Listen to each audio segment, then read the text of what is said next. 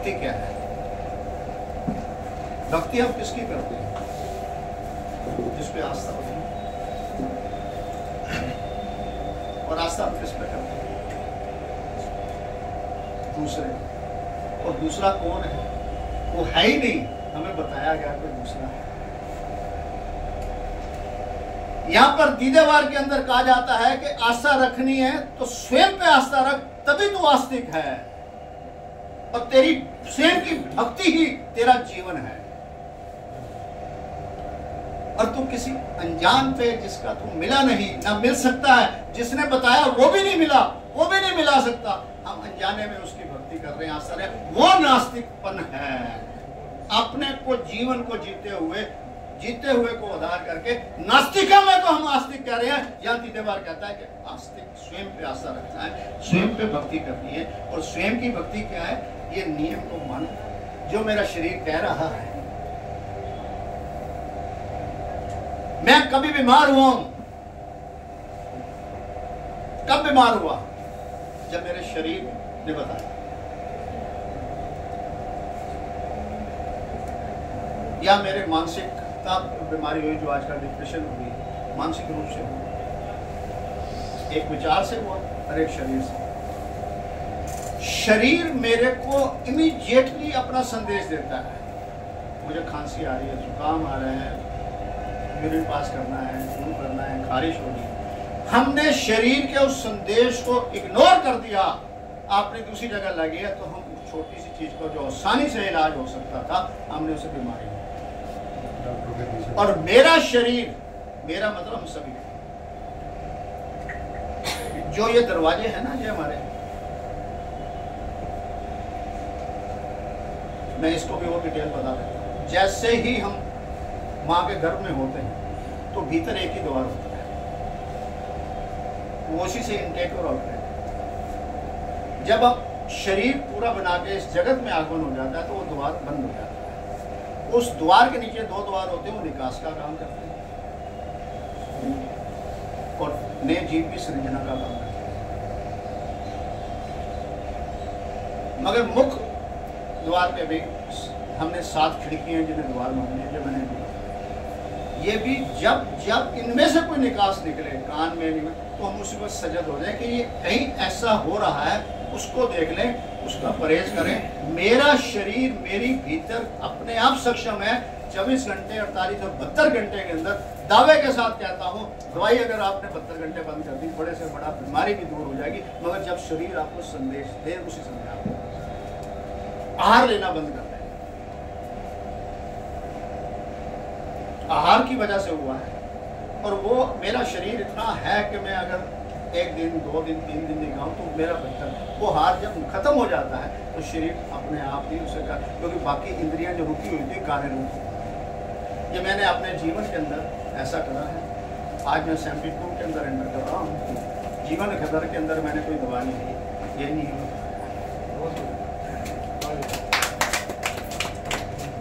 उसके पीछे सिर्फ एक कि मेरे शरीर ने क्या था, उसी संदेश को।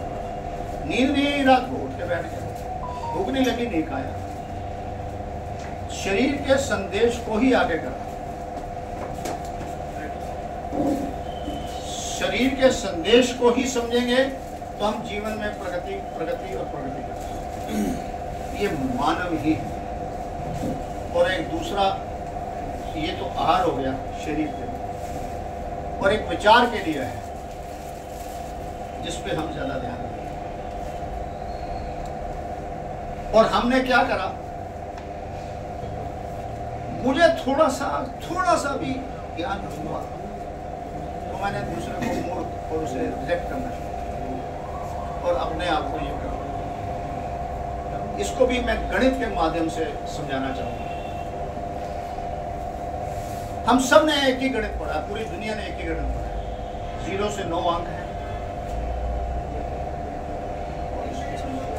0 के बाद 1 आता है, 1 के बाद 2 आता है, 2 की वैल्यू 1 से ज्यादा है, 3 की वैल्यू 2 और 1 से ज्यादा है, और 9 सबसे ज्यादा वैल्यू का रखते हैं अपने पहले से। क्या हम सभी इसी गणित को पूरा विश्व मानता है? चलते हैं, कहीं कोई मतभेद नहीं है। यहाँ पर रुके हैं कि जिस भी सृजना को मानव ने बनाया है, मानव में कहीं किसी जगह मतभेद नहीं है। उसने मोबाइल भी बनाया तो कोई मतभेद नहीं, जो गाड़ी भी बनाई है तो मतभेद। तो सृष्टि की सृजना में मतभेद इसलिए कि हमें नियम का ज्ञान न होने से हमारे मतभेद है, हमें मानव की सृजना में हमारे को ज्ञान होने से मतभेद। ए से जेड तक कहीं फर्क है, ए लिखने का स्टाइल कुछ और है। सभी जगह जो मानव ने बनाया है, पूरी विश्व के अंदर किसी मानव का एक दूसरे मानव से मतभेद नहीं है। ये मानव की सृजना की सबसे बड़ी बात है। और मानव लड़ किससे लड़ रहा है? जिसका ज्ञान किसी को नहीं, उसमें लड़ रहा है अनजाने में। सृष्टि कैसे रची गई, कौन है? अरे कुछ नहीं है, वो है ताकत तो दिखा के दिखा, अरे है तो वायु बंद करके दिखा। तेरे पे तो वो बर्तन ही नहीं है कि भाप बन के बारिश आ जाए तो तू बारिश लाएगा, तेरे पे तो है ही नहीं कोई बर्तन आकाश में, तू समझ। और तू क्या करता है? मेरी बनाई हुई बिल्डिंगों को तूफान की तरह उतार देगा। 5 मिनट से ज्यादा ना तू तूफान ला सकता है, ना तू बाढ़ ला सकता है। तू थक जाएगा। मैं उसमें उस जगह से पहले से अच्छी और ऊंची और खूबसूरत मैं इमारतें बना देता हूँ। तो किससे लड़ रहा है? अपनी सृजना से लड़ रहा है और खुद को ही घटिया। ये आपके पहले वाले प्रश्न का है कि मानव कब तक उन्नति करता है?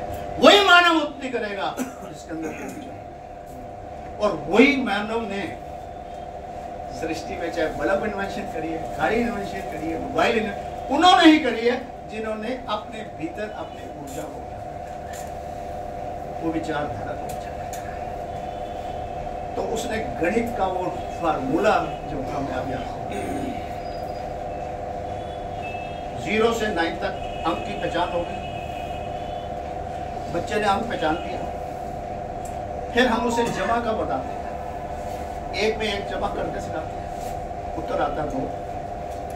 1 से 1 गुणा करते हैं, उत्तर आता है 2। हमने बच्चों को बोला है कि 2 1 से बड़ा है, उस समय बच्चे का ज्ञान जो है वो कहेगा जमा में फायदा है, गुणा में नहीं। क्या वो गलत है? हमने गलत सिखाया, हमने गलत पढ़ा है, या नियम गलत है? वो भी सही है। जिसकी ज्ञान की अवस्था जितनी है वो उतनी ही बात करेगा। इसीलिए दूसरे को दोषित या मूर्ख कहने की आवश्यकता नहीं होती। दूसरी क्लास के अंदर जब बच्चा जाता है, 2 में 2 जमा करता है और 2 से 2 गुणा करता है, दोनों का उत्तर 4 है। तो फिर वही बच्चा जो जमा में फायदा कहता था, वो कह रहा दोनों एक जैसे हैं, जैसे मर्जी। हम दूसरी कक्षा में ही बैठे हुए हैं। मगर जब वो बच्चा तीसरी में जाता है, कुछ ही जो तीसरी में जाता है, वो 3 में 3 जमा करता है और 3 से 3 गुणा करता है, तो पहली कक्षा का ज्ञान बिल्कुल विपरीत हो जाता है। पहले वो कह रहा है जमा में फायदा था, तीसरी कक्षा आते आते वो कह रहा है। और कुछ हमारे जैसे भी कमजोर लोग होते हैं, वो वहां नहीं रुकते। वो कह रहा नहीं, तीसरी कक्षा को मैं पहली कक्षा ही मान लूं, कुछ और तो नहीं छुपा हुआ है। तो पहली 3 कक्षा में 1 के बराबर 1 रखा, 2 के बराबर 2 रखा, 3 के बराबर 3 रखा। मगर चौथी कक्षा के अंदर दूसरा 4 छोटा करके उसके सर पर लिख दिया, 4/4 बना दिया, 256 आंसर हुआ। हमें वहां तक पहुंचना है, हम कहां तक रुके हैं खुद देखो। यह है संगम युग, गणित का संगम है, कोई गलत नहीं है। ज्ञानी वो है जिसे अपने अज्ञान की ज्ञानता हो, यानी वो नहीं है कि तेरे से ज्यादा ज्ञान रखने वाला, वो ही अज्ञानी है। तो यहाँ पर स्वयं पे आस्था रखनी है, स्वयं से मानना नहीं। जितने भी हमने देखे, कथा कहीं करने जाएगा, कहीं किताब ले जाएगा, कहीं ग्रंथ ले लेगा, अपनी परिभाषा देता, वो उसकी अपनी सीमा है, वो अपनी सीमा से जानता है। मगर यहाँ पर मेरा ये ऑफिस है, मैं यहाँ पर बुलाता हूँ और अपनी बात कहता हूँ। जब मर्जी जो मर्जी आके मुझे अपने इस प्रश्न का कर सकता है, ऑनलाइन सुनता है, रिकॉर्डिंग सुनते, कभी प्रश्न कर सके। इसकी हिम्मत इसलिए है कि जो मेरा अनुभव है मैं अपने अनुभव को ही मालिक बनाता हूँ। मेरा अनुभव ही गुरु है, कोई और गुरु हो नहीं सकता। जिसका आग में हाथ जल रहा है उसका गुरु जब भी आग आएगी बचाएगा। और यही गुरु जब निष्पक्ष होकर बांटना है तो वो सतगुरु है। सेम से प्रश्न करें, ये जितनी भी चीजें हम प्रयोग में ला रहे हैं क्या हमने बनाई? हमारे तरह ही किसी मानव में जो ज्ञान है, हमने एक मानव का एक नियम तो बनाया कि उसकी कुछ कीमत आ जाए, उस पर खर्चा है। और इन्वेंशन तो बहुत बड़ी बात है, खर्चा तो हमने उसको थोड़ा सा दिया। किसी ने बनाया जिसको मैं नहीं जानता, तो मेरे पास जो है वो भी निष्पक्ष होकर बांटूं। मैं इसको दे रहा हूँ, इसको नहीं देख रहा, ये सतगुरु है। गुरु देख के देगा, सतगुरु बिना देगा। और यहाँ पर एक बात और प्रश्न हुआ था दानव का। दानव से देव बन गया। और हमने देव किसे कहा? और संस्कृतियों में तो नहीं कहा, मगर हमारी भारतीय संस्कृति में किया था। जिस चीज को सूरज की अग्नि से हमने हमसे देखा, यानी वो देने वाला देव। हमने वायु को देव कहा। हमने 33 प्रकार के ऐसे देव बनाए जो हमारे पीछे रीढ़ की हड्डी के 33 वो 33 कोटि 33 प्रकार है। हमने 33 करोड़ में भरम कर दिया। वो 33 कोटि ऐसा था कि हमने ऐसे जो देने की क्षमता रखी, पर उनमें लिमिटेशन है। वो कमजोर हैं, अपाहिज हैं। सूरज पानी नहीं दे सकता, पानी हवा नहीं दे सकता। जो उसके पास है वही दे सकता है। पर एक मानव है तो हर चीज को दे सकता है। तो उससे तू है महादेव, कोई और नहीं है। अपनी पहचान कर, यहाँ पर स्वयं को जानो, स्वयं को अपनी पहचान।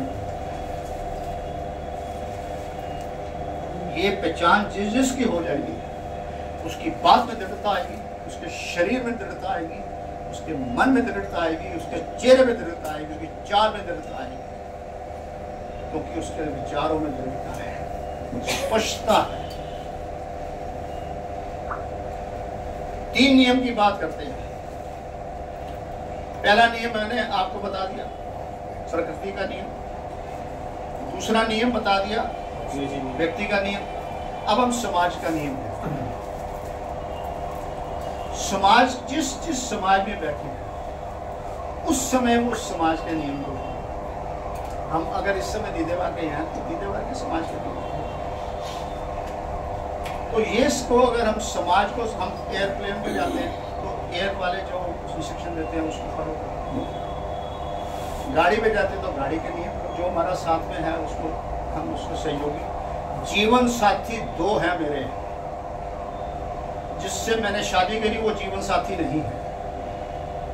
जीवन साथी सिर्फ और सिर्फ सर्वप्रथम मेरा शरीर है, जो मेरे पहले श्वास से शुरू होता है और अखिले श्वास तक मेरे साथ है।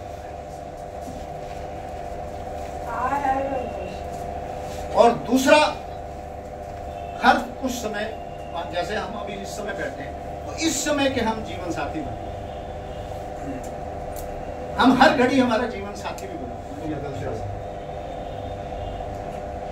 वो हमारा परिवार का सहयोगी है जिसे हम जीवन साथी कहते हैं। उनकी जिसमें विचारधारा एक तरफ चलती है तो विचार संपन्न और परिवार संपन्न, विचार में शांति रहती है। जहां पर वो जो पटरी पे उतर के विचारों में फर्क आता है वो दूषित है। तो विचारधारा एक होना चाहिए, विचारधारा एक होने से ही लगाव होता है। और हम प्रेम के ऊपर होते हैं। प्रेम नहीं है कुछ, प्रेम उभरता है, प्रेम होता है। तो ये सामाजिक तीसरा नियम है। अगर हम अभी प्रश्न पूरा होने के बाद आएगा इसमें, तो अगर हम समझ लें तो हम हर बात को किया जाए। यहाँ पर मैंने अभी बताया था कि मैं बहुत ज्यादा ध्यान देता हूँ कि जब भी समाज से विरोध की बात करती है तो समाज ने उन्हें दबाने की कोशिश करी है, दंडित करने की कोशिश की। तो मैंने इस पर थोड़ा ध्यान दिया। मैंने किसी को कंडम नहीं करा। वो भी एक कैसे मुझे घटना याद आई जिसमें मैंने ध्यान किया था, उस पर भी ध्यान दिया। हम सबके घर में सबसे पहले कौन सा टीवी आया था? ब्लैक एंड व्हाइट टीवी आया। हमने ड्राइंग रूम में रखा था, उसे केबिन सजा के रखा, ऊपर फूलदान भी रखा था और आने जाने को तो दिखाते भी थे। वो अब कहाँ है हमारे पास? हमें मालूम ही नहीं। क्यों? हमारा कलर टीवी आ गया। सो मैं आपको कलर टीवी दे रहा हूँ, आपका ब्लैक एंड व्हाइट। सो मैं इस बात पे यहाँ रोकने वाला फिर सबको आप प्रश्न के लिए कहता हूँ, जो किसी ने प्रश्न बोलिए। पत्नी को जीवन साथी क्यों कहा जाता है? और कोई प्रश्न? सर, हाँ, आपने कहा कि पति को भी जीवन साथी के बारे में कि आपका शरीर जो है वो आपका जीवन साथी है, आपका जो वैवाहिक पार्टनर है वो आपका जीवन साथी नहीं है। आपने ये कहा। बिल्कुल कहा। इसको मैं स्पष्ट करता हूँ। अगर हमारा जीवन साथी नहीं है तो ये घर में रोज लड़ाई किस बात की होती है? वो आपने जीवन साथी मान लिया, सहयोगी पात्र नहीं माना। हमने जब जिसे जीवन साथी मानते हैं उससे अपेक्षा करते हैं, अपेक्षा नहीं होती तो उपेक्षा करते हैं। अगर हम सहयोगी बनेंगे कि मेरा दायित्व क्या है परिवार के अंदर, जिसको हम जीवन साथी कहते हैं, वो परिवार के गठन के सारे प्रमुख पात्र हैं, उसके बाद परिवार गठन परफेक्ट। और उन्होंने जब अपने उस नियम को निभाया कि वो जो परिवार बढ़ता है तो परिवार के हर सदस्य का विरासत अलग अलग होता है। विरासत एक होती है, दायित्व अलग हो जाता है। पत्नी का दायित्व अलग होता है, पति का अलग होता है, पुत्र का अलग होता है, बहन का अलग होता है, भाई का अलग होता है। सो परिवार में अपना दायित्व निभाना चाहिए, ना कि हमें उसके अंदर ये करना चाहिए हम सहयोगी हैं, सपोर्ट करें और आस्था इस बार नहीं उससे उम्मीद करें। बाकी मैं अपना कर्तव्य निभाऊं, दूसरा निभा रहा नहीं निभा रहा, हम दूसरे से कर्तव्य करते हैं, इसलिए वो जीवन साथी नहीं है, वो एक परिवार के गठित की रिस्पॉन्सिबिलिटी है। और जिन्होंने ने समझा है वही परिवार आगे चला है। आज वो खत्म होता जा रहा है, इसलिए परिवार सर मैं इसको पूरा कर लूं। और दूसरी बात, जब मेरा जीवन साथी जो मेरे साथ था, मेरे आने से पहले उसने मुझे साथ दिया, हर पल हर क्षण वही था, और मैं उसे नजरअंदाज कर रहा, या नीचे बैठ के उसे नजरअंदाज कर रहा, उसे संदेश को पकड़े।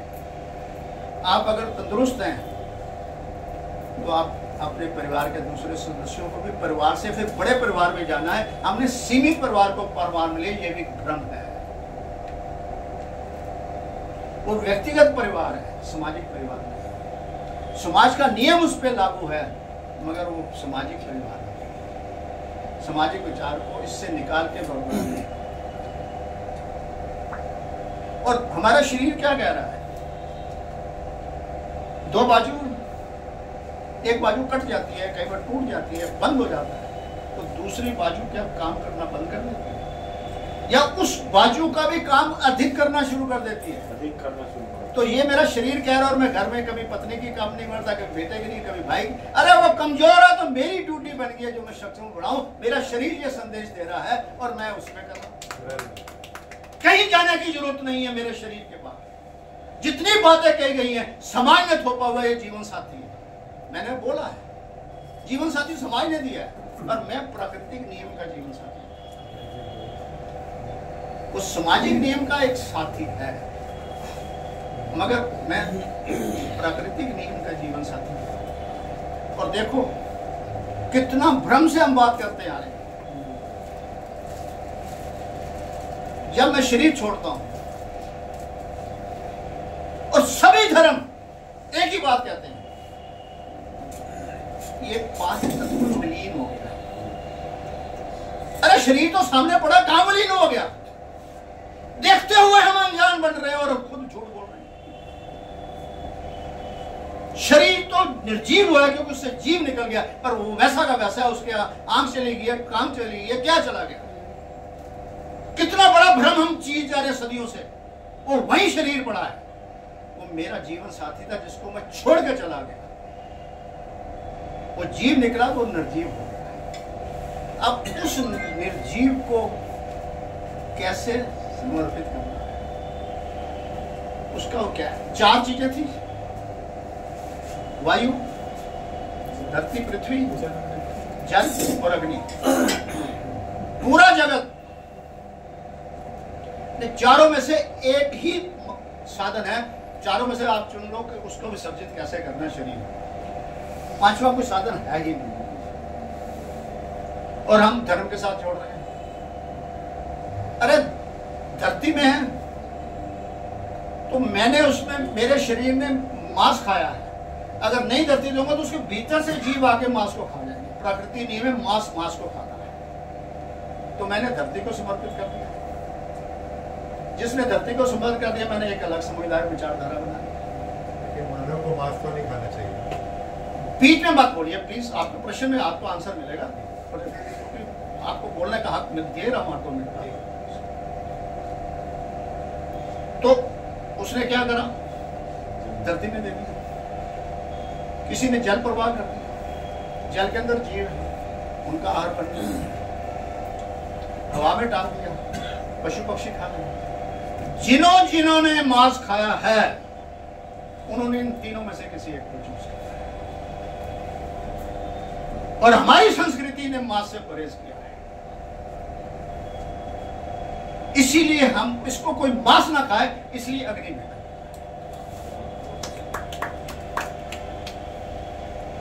तो ये एक अपना विचारधारा है।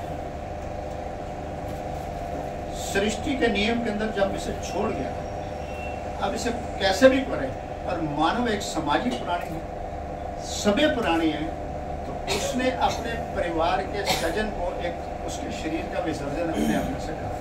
हम में से कितने हैं, ईमानदारी से पूछ लेना, इस सड़क पे बैठा हुआ कोई ऐसा निर्जीव हो तो मैंने उसके साथ कौन सी व्यवहार करा है, उसको देखा भी है, कभी उससे विसर्जन करा है?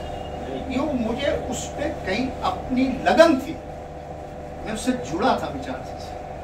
वो विचार के जुड़ने से, ये मेरा पिता है, ये मेरी पत्नी है, ये मेरी बेटी है, ये मेरा दामाद है, ये मेरा बेटा है, ये मेरा मित्र है, तो हमने उस जीवन काल के अंदर जो संबंध था उसको निभाने के लिए उस निर्जीव के साथ हमने वो करा है। क्या हमने किसी और अनजान निर्जीव के साथ किया? तो ये भी विचारधारा है। प्राकृतिक नियम को और मानव नियम को समझना, और जब जब हम मानव के थोपे हुए चीजें चलेंगे तो हम गुलाम रहेंगे। हम अगर गुलाम रहना चाहें तो हम भी स्वयं के सामने, हमें गुलामी पसंद है तो वहीं रुको, आपको आज़ादी पसंद है तो विचारों को बदलो। आप सबका बहुत बहुत धन्यवाद। आनंद आनंद।